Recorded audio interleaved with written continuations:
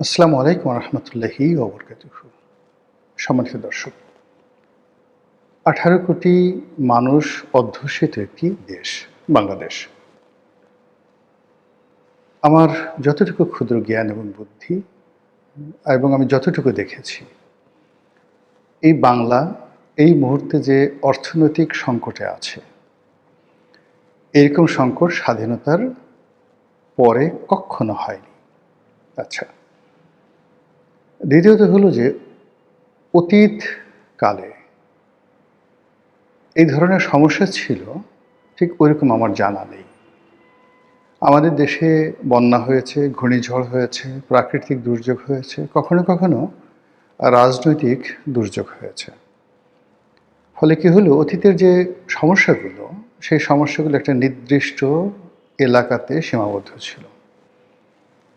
প্রাচীনকালে বাংলা মূলত ৭ থেকে ৮টি অঞ্চলে বিভক্ত ছিল। বঙ্গ, রাঢ়, হরিতট, সমকেল, এই সমতট, এই বিভিন্ন অঞ্চলে। ফলে ওই সংশ্লিষ্ট এলাকার যে সমস্যাগুলো ওই এলাকাতেই থাকতো। হয়তো দেখা গেল বর্তমান জমানার ২ থেকে ৩টা ডিস্ট্রিক্ট বা বড় যে একটা বিভাগ নিয়ে এই সমস্যাগুলো আবর্তিত হতো। তারপর দুর্ভিক্ষ, খরা, এরপর অন্যান্য যে সকল দুর্যোগ, এগুলো অঞ্চলভেদে হতো। আর এখন যে সমস্যাগুলো আমাদের এই জাতীয় জীবনে আসছে, এই সমস্যাগুলো মূলত শুরু হয়েছে করোনা থেকে। করোনার সময় যেভাবে আমাদের অর্থনীতি থমকে দাঁড়ালো, ফলে শেখ হাসিনার জমানাতে যে প্রচণ্ড প্রবৃদ্ধি, ২০১৮ সন পর্যন্ত অর্থনীতির যে প্রবৃদ্ধি, আনবিলিভেবল। এরপরে যখন করোনা এলো, আমার কাছে মনে হলো যে একেবারে আল্লাহর গজব নাজিল হয়ে গেল। যা হবার তাই হলো, অর্থনীতি একেবারে নিম্নগামী। সরকারের যা কিছু সঞ্চয়, যা কিছু ছিল, সব এই করোনা মোকাবেলায় ব্যয় হলো। কিন্তু সমস্যা হলো যে করোনার টিকা থেকে শুরু করে অন্য যে সকল প্রণোদনা, সব মিলিয়ে প্রায় ২ লাখ কোটি টাকা সরকারের রাজস্ব খাত থেকে ভর্তুকি দেওয়া হলো। এর 90%ই অপচয় হয়েছে। টিকার নামে বহু মানুষ হাজার হাজার কোটি টাকা লোপাট করেছে। বিভিন্ন শিল্প প্রতিষ্ঠানে ভর্তুকি দেওয়ার নাম করে যা কিছু করা হয়েছে তাও সর্বনাশ।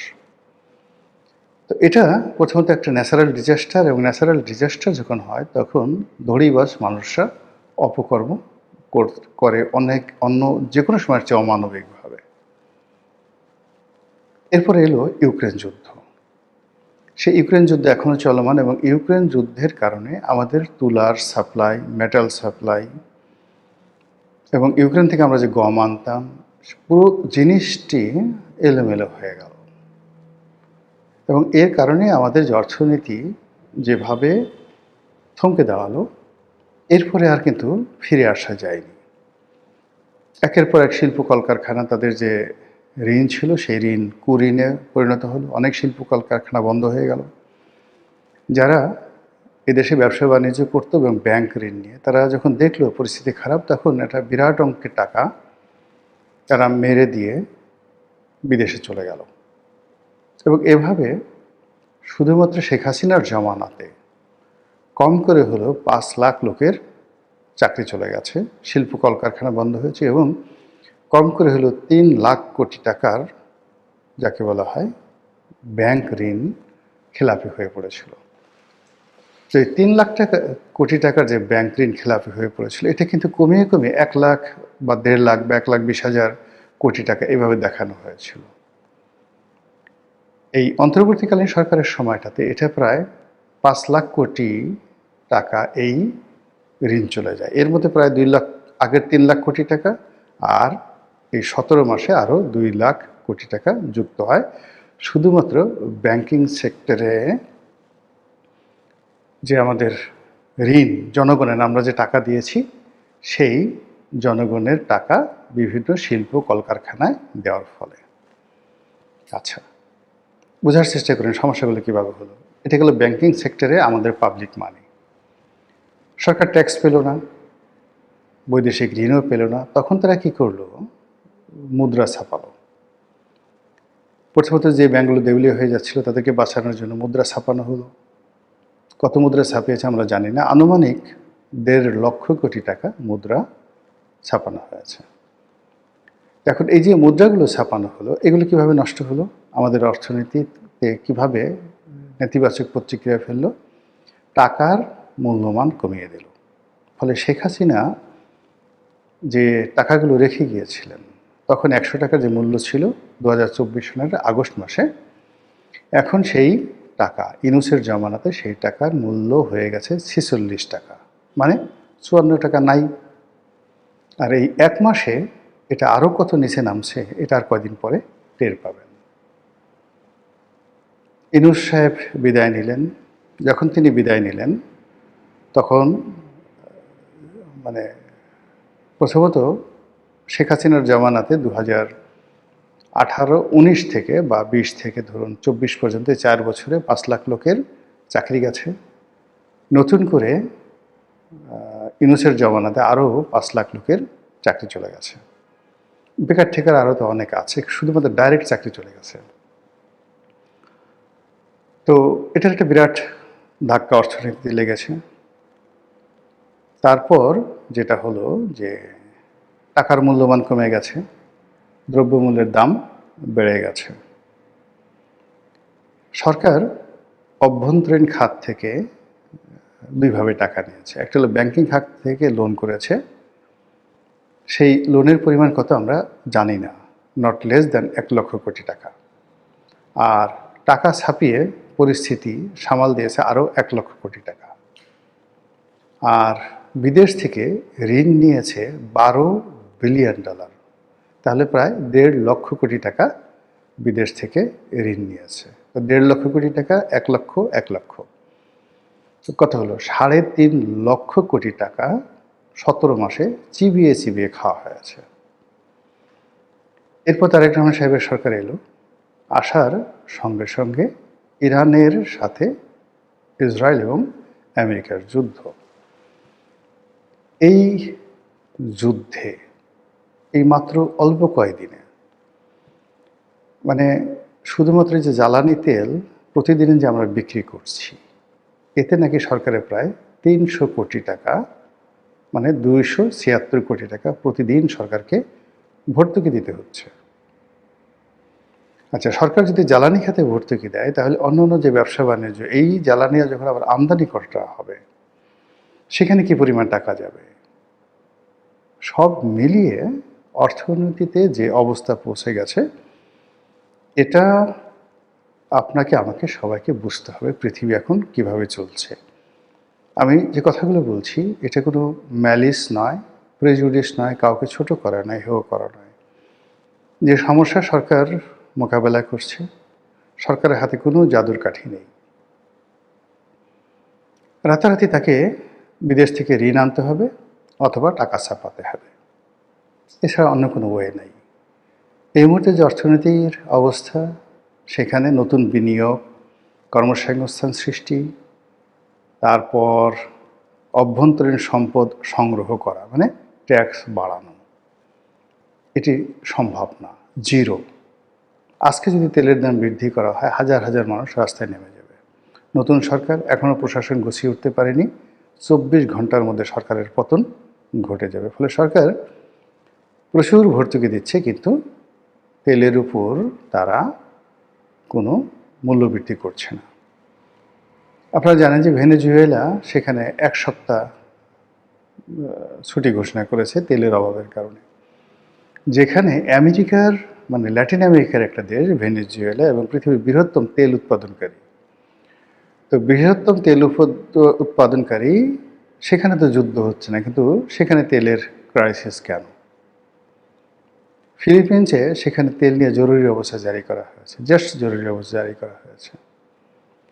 আফ্রিকার অনেকগুলো দেশে লম্বা ছুটি দিয়ে দেওয়া হয়েছে, সপ্তাহে ৩ দিন বা ৪ দিন কোনো কোনো দেশে কাজ করতে বলা হয়েছে, বাকিগুলো সবাই ঘরে বসে থাকেন তেলের অভাবে। তো সেই তেল নিয়ে আমরা তেলের স্মৃতি করছি, আমরা নাকে তেল দিয়ে ঘুমাচ্ছি এবং আমরা বলছি আমাদের কোনো সমস্যা নেই। এটা যে কত বড় নির্বুদ্ধিতা এবং কত বড় ভয়ঙ্কর অবস্থা অর্থনীতির জন্য, এটা কদিন পরে টের পাওয়া যাবে। তো এনিও যেটা বলছিলাম যে এই যে অর্থনৈতিক সংকটের সঙ্গে পাল্লা দিয়ে অপরাধ বাড়ে, অনাচার বাড়ে, দুর্নীতি বাড়ে, বিশৃঙ্খলা বাড়ে, রাজনৈতিক অস্থিরতা বাড়ে এবং ঘন ঘন ক্ষমতার পরিবর্তন হয়। এমনকি অর্থনৈতিক অবস্থার কারণে আমাদের মতো তৃতীয় বিশ্বের দেশগুলোতে খুব ঘন ঘন সামরিক অভ্যুত্থান হয়, মিলিটারি কু। গণ অভ্যুত্থানের এক ধরনের ক্ষয়ক্ষতি, আর সামরিক অভ্যুত্থানে কিন্তু আরও বেশি ক্ষয়ক্ষতি হয়ে যায়। দুর্নীতি চরম আকার ধারণ করে। এবং আপনি চিন্তা করুন যে জাস্ট একটা উদাহরণ, যে পেট্রোল পাম্পে তেল নেই, এর মধ্য থেকে 2000-3000 লিটার তেল চুরি করে বিভিন্ন জায়গাতে জমা করে তারপরে মানুষ 150 টাকার তেল 500 টাকা লিটারে বিক্রি করছে। তো অপরাধ করার যে প্রবণতা যে কোনো একটা ক্রাইসিস মোমেন্টে, এই একটা দিয়ে আপনি বোঝার চেষ্টা করুন। অর্থনৈতিক সমস্যার সাথে সাথে দুর্ভিক্ষ চলে আসে, দুর্ভিক্ষের সাথে সাথে রোগ শোক আসে, রোগ শোকের সাথে সাথে দুর্ঘটনা বাড়ে। এই যে দেখেন, এইবার ঈদ উল ফিতর উপলক্ষে সারা বাংলাদেশে যে দুর্ঘটনাটা ঘটল, যত লোকের প্রাণহানি হলো, কারণটা কি বলেন তো? কারণটা হলো যে ড্রাইভারদের মধ্যে একটা অস্থিরতা, তেল কম লাগবে কি করে, কিভাবে জোরে চালাবে, কিভাবে আস্তে চালাবে, ওর মধ্যে একটা সাবকনশিয়াস মাইন্ড কাজ করেছে, আল্লাহপালি কাজ করেছে, বেশি উপার্জনের চিন্তা করেছে, যেটা গত বছর ছিল না, তার আগের বছর ছিল না। এর সবই কিন্তু এই ইরান এবং আমেরিকা ইসরায়েল যুদ্ধের ফলাফল। তো যেটা বলছিলাম যে এই যুদ্ধ প্রলম্বিত হবে, কোনো সন্দেহ নেই। এর কারণ হলো যুদ্ধরত পক্ষগুলো আমেরিকা এবং ইরান এতে করে লাভবান হচ্ছে। ইরান নির্বিবাদে প্রতিদিন $35 কোটি তেল বিক্রি করছে, যেটি তারা কখনো পারেনি। এবং তাদের যে রিজার্ভ থেকে শুরু করে অন্যান্য যা কিছু আছে, এটা অন্য যে কোনো সময়ের চেয়ে বেড়ে গেছে।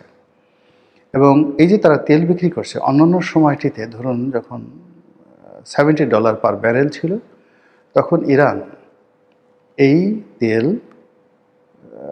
$35 বিক্রি করতে বাধ্য হয়েছে, চোরাপথে বিক্রি করেছে আমেরিকার কারণে। আর এখন সেই একই তেল সে বিক্রি করছে $106 ব্যারেলে। তাহলে তার ইনকাম কত হলো? প্রায় 4 গুণ। ওরা যে বিল্ডিংগুলো ভাঙছে বা যে ক্ষয়ক্ষতি করছে, এটা এই তেল বিক্রির টাকা দিয়ে জাস্ট 1 বছর 1.5 বছর লাগবে এগুলো রিবিল্ড করতে, ডাজ নট ম্যাটার। ফলে পার্মানেন্ট একটা সলিউশন না আসা পর্যন্ত ইরান যুদ্ধ চালিয়ে যাবে। এদিকে আমেরিকার যারা এলিট, এই যে আমাদের দেশে যারা পেট্রোল চোর, ওদের দেশে তো পেট্রোল চোর আছে।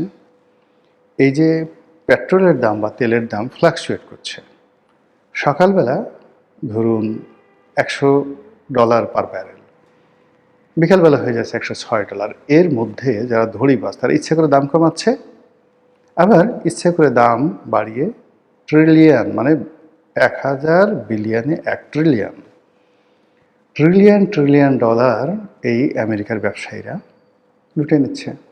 সেম ইউএস স্টক মার্কেট থেকে তারা টাকা উপার্জন করছে। ফলে তারা খুব সহজে এই যুদ্ধ বন্ধ করবে না। এই যুদ্ধের যারা supplier, arms and ammunition supply দিচ্ছে, অস্ত্র সাপ্লাই দিচ্ছে, গোলাবারুদ সাপ্লাই দিচ্ছে, সারা দুনিয়াতে যে ওয়ার ইকোনমি আছে, সেই ইকোনমি এখন ফুলে ফেপে বুমিং। দুনিয়া ছুটছে এর পেছনে। মানুষ মরলো, দেশ গেল, তাতে কিচ্ছু আসে যায় না, ওরা তো টাকা পাচ্ছে। এবং যুদ্ধের সময় এই ঘটনাগুলো ঘটতে থাকে এবং তার ছোঁয়া বাংলাদেশেও লাগবে। তো আমাদের এই দেশে এইবার অর্থনীতিবিদরা প্রেডিক্ট করছে, আমরা একটা জিনিস বলি না, জিডিপি 6%, 7%। তো শেখ হাসিনার পুরো জমানাতে 6%, 7% জিডিপি একটা স্টেবল অবস্থাতে ছিল। ইউনূসের জামানাতে এই জিডিপি 3-3.5%-এ চলে আসার একটা সম্ভাবনা ছিল। তো যখন 3-3.5% জিডিপি যে গ্রোথ, এটা নেমে আসতো 6 থেকে 3.5%-এ, এটা দুর্ভিক্ষের, সরাসরি দুর্ভিক্ষের আলামত। আর আজকের দিনের প্রেডিকশন হলো যে জিডিপির গ্রোথ তো দূরের কথা, মানে 1% গ্রোথ তো দূরের কথা, 1-2% বরং মাইনাস জিডিপি হবে। বুঝার চেষ্টা করেন, পতিতাবৃত্তি বাড়বে, ছিনতাই রাহাজানি বাড়বে, খুন খারাপি বাড়বে। আপনারা যারা সুখ সম্পদে অঘরে ঘুমোচ্ছেন, সেটা প্রধানমন্ত্রী হন, প্রধান সেনাপতি হন, রাষ্ট্রপতি হন, বুভুক্ষ মানুষের মিছিল কোনো অবস্থাতেই বন্ধ করতে পারবেন না। মাইনাস জিডিপি হলে, 1-2% মাইনাস জিডিপি হলে একটা অর্থনীতি কোন পর্যায়ে যায়, একটা দেশ কোন পর্যায়ে যায়, এটা মানে এটার ভুরি ভুরি নজির এই পৃথিবীতে আছে। কাজে আমাদের জিডিপি মাইনাস হয়ে যাবে আর আমরা শান্তিতে ঘুমাবো, ফেরেশতারা এসে আমাদের আপেল কমলা খাওয়াবে, জান্নাতের হুরপুরীরা এসে আমাদেরকে সঙ্গ দেবে, হুর গেলমানরা এসে আমাদেরকে জড়িয়ে ধরবে, আমরা তাদের সাথে মুখে মুখে দাড়ি ঘষবো, এটা হবে না। ফলে এই যে ক্রাইসিস, এই ক্রাইসিসে জাতীয় ঐক্য দরকার, রাজনৈতিক ঐক্য দরকার, সকল পক্ষের ঐক্য দরকার। এখানে এরকম একটা অবস্থা, শেখ হাসিনার পতন হলো কেন? অনেকগুলো সমস্যা তৈরি করে রাখা হয়েছিল, জাস্ট একটা বারুদের টোকা লেগেছে। নচেত যাদের হাতে যাদের পতন হয়েছে, পৃথিবীতে এরকম ঘটনা হাজার বছরে একবার দুবার ঘটে। আবাবিল পাখি এসে যেভাবে হাতি মেরে ফেলেছিল, ওইরকম আমাদেরই সন্তান স্কুলে পড়ে, কলেজে পড়ে, বিশ্ববিদ্যালয়ে পড়ে, তাদের হাতে সেনাবাহিনী, পুলিশ, বিডিআর, রাজনীতিবিদ, আমলা কামলা, মন্ত্রী সমস্ত কিছু তছনছ হয়ে গেছে। তো একইভাবে এখন এই সমাজে নতুন যে সমস্যাগুলো দেখা দিয়েছে, আর সরকারের যারা কর্তা ব্যক্তি, তারা যে সকল অহেতুক, অপ্রয়োজনীয়, বিরক্তিকর এবং ক্ষেত্র বিশেষে ক্ষতিকর কর্মকাণ্ড করছে, তাতে করে পুরো সমাজ ধূমায়িত হচ্ছে।